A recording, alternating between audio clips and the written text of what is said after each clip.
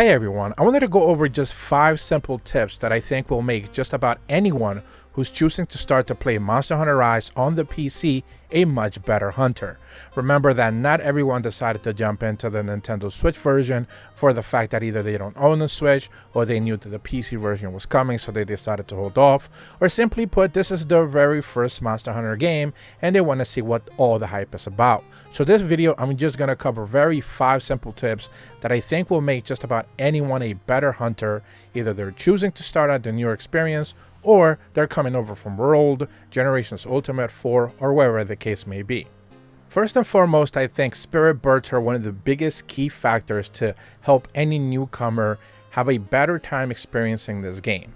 Essentially, when you are out in the world, when you are in a new area, you're going to be seeing these little birds pretty much scattered about everywhere.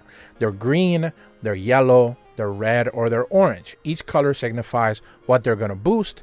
Green means health, yellow means stamina, orange means defense, and red means damage.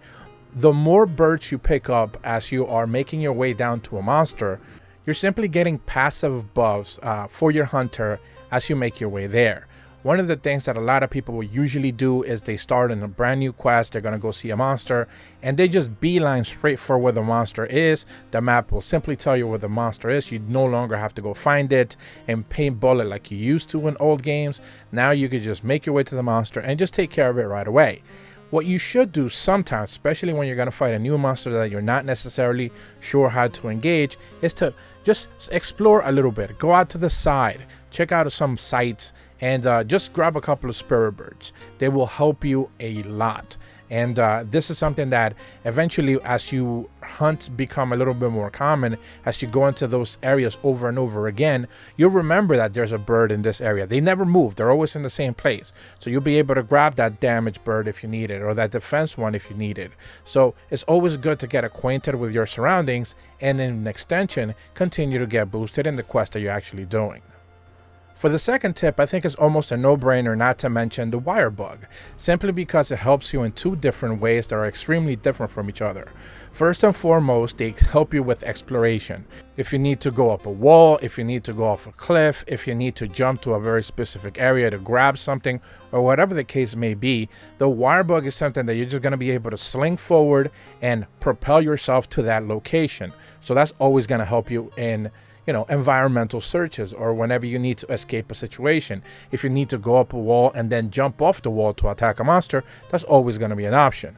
However, the second part of the wire bug is simply combat. For some very specific weapons, like the hammer, for example, which I'm going to talk about weapons in a second, simply just a hammer depends on wire bug skills, silk bind attacks. So you're going to be needed to understand how that silk bind and that wire bug will make your experience better. So every single weapon has a couple of different abilities that you're going to be able to use with the wire bug, and it's just best to just simply get acquainted to those moves, to get acquainted with understanding that you do have your basic bread and butter combos, but also have the option to weave yourself out of that situation in any time. Also, the wire bug can be used in a defensive manner. The wire fall recover is essentially going to be one of those things that you're going to be using all the time. Now, it's a tricky situation in certain fights. I've talked about it in the past that people get too accustomed to always automatically trying to get up from a wire fall, and it's not always the best case scenario. Sometimes you just want to stay there for a second, heal up, do what you need to do, and get back into the fray. But it's always something that you're going to be able to use, and it's just another tool in your arsenal. So it's always best to get acquainted with it as you start playing. My third tip will be simply just to test out all the weapons. Do not feel like you need to be pigeonholed into someone saying this is the best weapon, therefore this is the weapon you need to use. There's a bunch of guides out there for every single weapon. I can't even begin to name all the content creators who have put their heart and souls into tutorial videos and explaining how each of the weapons work. So it's always just the best to simply make your way down to the training area and check out all the weapons. When you start out the game for the very first time, you're going to have one of each one of those weapons in your bank. So you're just going to be able to have the option to just equip one, go into the training area, and beat up on that mechanical Tetranodon and just go to town on it. Learn how the weapon works, see if you can understand some of the basics for it, and see if it's something that is tailored for you. If it's fast enough, if you like slower weapons, if you like range weapons, whatever it is that you like, there's a weapon for you, and you don't necessarily need to feel obligated to just use the weapon that everyone tells you to use, because that is the most popular one. If the game was built around that, just popularity, everyone would be using the same weapon, and that's just simply not the case. And that's the beauty of this game, that you have the freedom to choose how you wish to engage. So I can't encourage you enough to just simply go out and check out all the weapons, and then once you find one that you like, check out one of those great creators that have done different guides and tutorials, for you to be able to get more acquainted and have another level of understanding as how the weapon can be fully utilized. My fourth tip is to simply just not get overwhelmed. And there's a lot of things in this game that can simply overwhelm you. You're having an engagement with a monster, it's kind of kicking your butt a little bit, and you simply just don't see any openings. Well, take your time. Let him do his moves. Try to understand the little bit of patterns that they do. Keep your distance. Let him chase you a little bit. Just never feel overwhelmed. Never feel like you have to get that extra hit because, or whatever reason. That's not the case. You can always back out of an engagement. You can always assess the situation a little bit better. Get on your palamute and just take your time with it. You don't necessarily need to be too concerned with just having to constantly dish out damage. This is not a race. This game has never been about that. So as long as you take your time with it, especially in a defensive situation, calm is the best way to approach any engagement. And I can't stress that enough. A lot of people get caught up in the situation that they need to get that extra hit, and they usually end up getting killed because of it. They have low health, they're in a bad situation, the monster's winding them up an attack. You don't need to do that.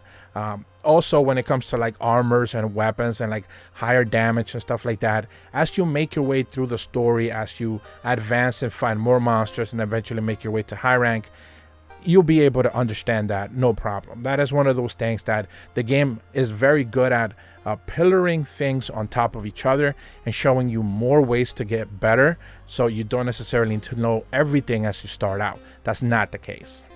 And my fifth and final tip, of course, is make use of your palamute. I mentioned him just a second ago, and the palamute is the dog. The dog is pretty much the way for you to get from point A to point B in a faster way. Now, palicos, the cats themselves, are pretty great for support. They will be, used for gathering materials. They will be used for healing. They'll be used for some type of debuffs here and there. But your palamute, for the most part, is your best tool for getting from point A to point B, unless you like to fast travel and stuff like that. And ultimately, they are great for just, again, getting out of the situation if you don't necessarily feel too comfortable about it. If you're feeling overwhelmed, that's why I say always make sure you bring your palamute with you.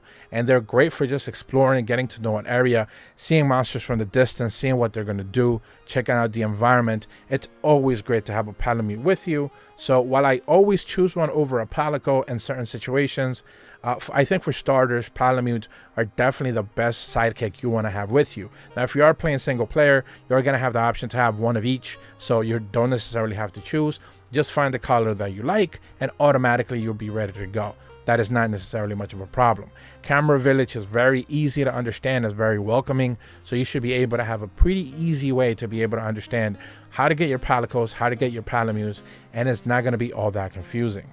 So those are the 5 simple bread and butter tips that I wanted to bring to you guys for Monster Hunter Rise and those people who are choosing to start to play the game on PC. I know a lot of people skipped that out on Switch. I know a lot of people are choosing to finally jump in on PC. And this game is going to be eventually highly discounted on Steam a couple of months from now as Sunbreak is about to launch. Capcom is very good at discounting games. So even if you find this video late, a couple of months from now, after I posted, you're still, these tips are going to be valid throughout. It's not going to be, just people starting out on day one. That is not the case.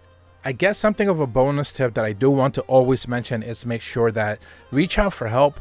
There's plenty of subreddits, there are plenty of discords, there are plenty of people who are just going to be willing to help. Monster Hunter, the community in general, the community is amazing. They're always supportive, they're always helpful, and don't let it be taken back. Don't be taken back by some random comment or whatever, people always being an ass here and there. That's not representative of the community at all. They're very supportive. And if you just simply reach out, you ask, hey, how can I do this? How can I learn how to do this better? There's always going to be someone out there willing to help. So if you ask and you're willing to learn, people are always going to be there ready to help you. But if you're brand new to my channel, be sure to leave a like and subscribe. Hit the bell to receive notifications whenever videos go up. And as always, thank you so much for watching. See ya.